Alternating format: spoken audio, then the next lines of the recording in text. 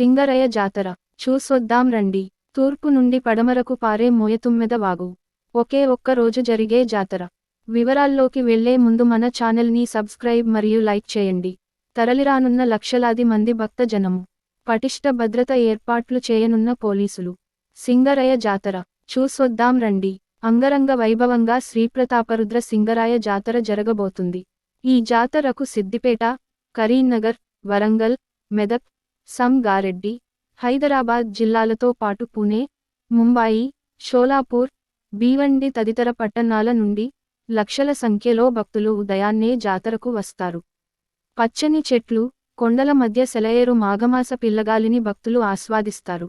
కేవలం ఒకే ఒక్క రోజు జరిగే ఈ జాతర. అన్ని జాతరలకు భిన్నంగా కేవలం ఒకే ఒక్క రోజు జాతర జరుగుతుంది. ప్రతి ఏటా పుష్య బాహుళ అమావాస్య రోజున ఉదయం నుండి సాయంత్రం వరకు జాతర కొనసాగుతుంది.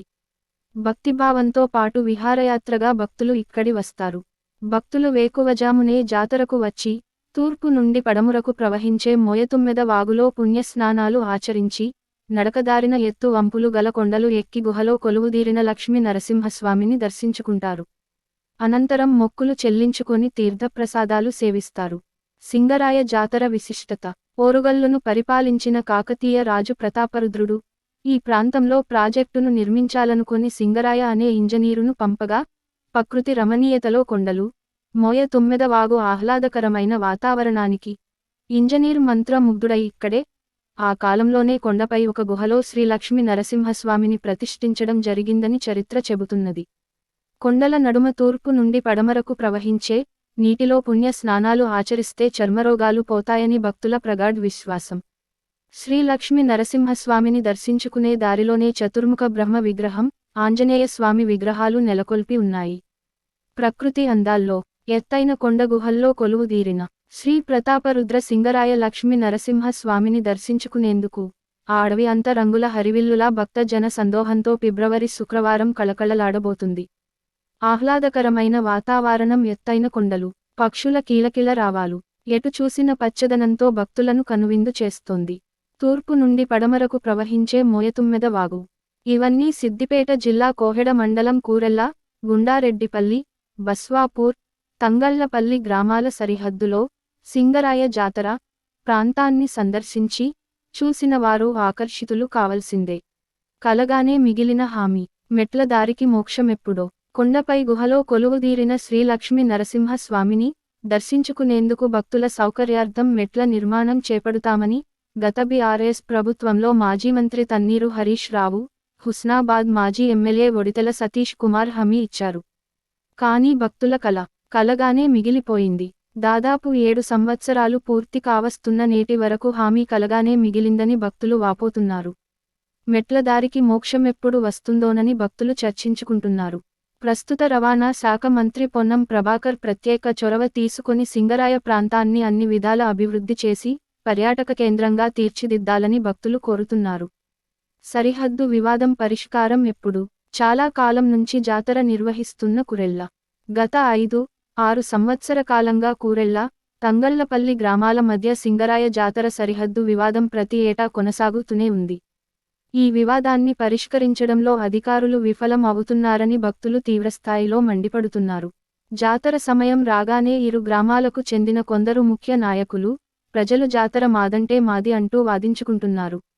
సరిహద్దు వివాదమే సింగరాయ ప్రాంత అభివృద్ధికి అడ్డంకిగా మారిందని చెప్పవచ్చు.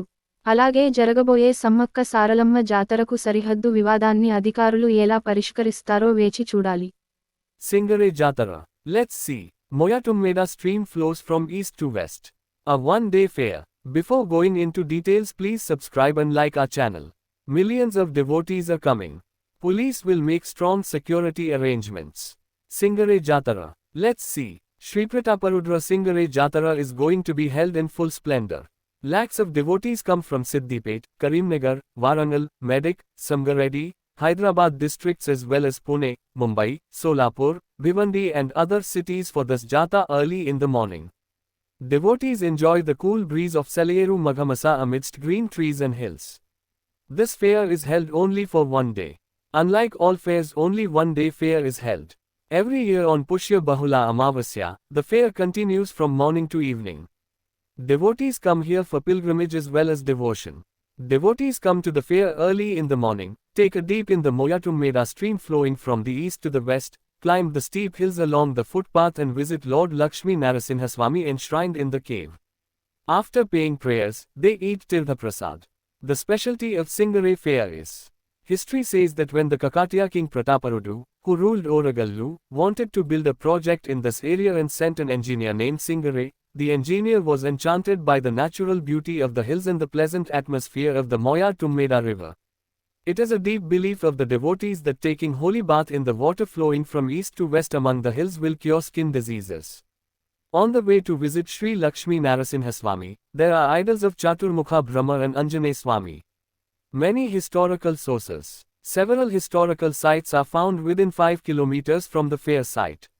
It houses a Buddhist four-faced Brahma statue, remains of a glass industry, and ricasi nests, massive rock tombs. Archaeologists have concluded that primitive people did not live along the banks of Moyatummeda river for hundreds of years. Vegetarian dishes at the fair. Vegetarian dishes are special at the fair. Family members have meals by cooking legume, tomato, brinjal and water here. Devotees believe that the dishes made with flowing river water touching the forest herbs are not only tasty but also act as divine medicine. The fair is held in the suburbs of Krella, Tangallapalli, Baswapur and Gundaredipalli villages of Koheda Mandal. Those coming from Karimnagar and Warangal districts can get down at Koheda Mandal Center and reach the fair via Krella from there. From Siddipet district center you can take a bus to Baswapur and from there you can reach the fair by tow.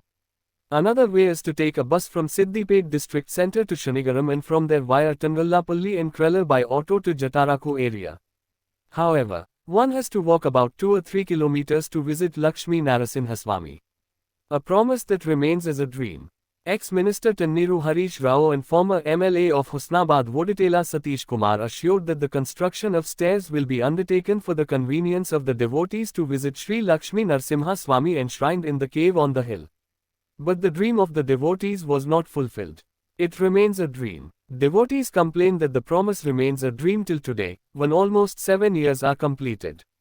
Devotees are discussing when moksha will come to the staircase.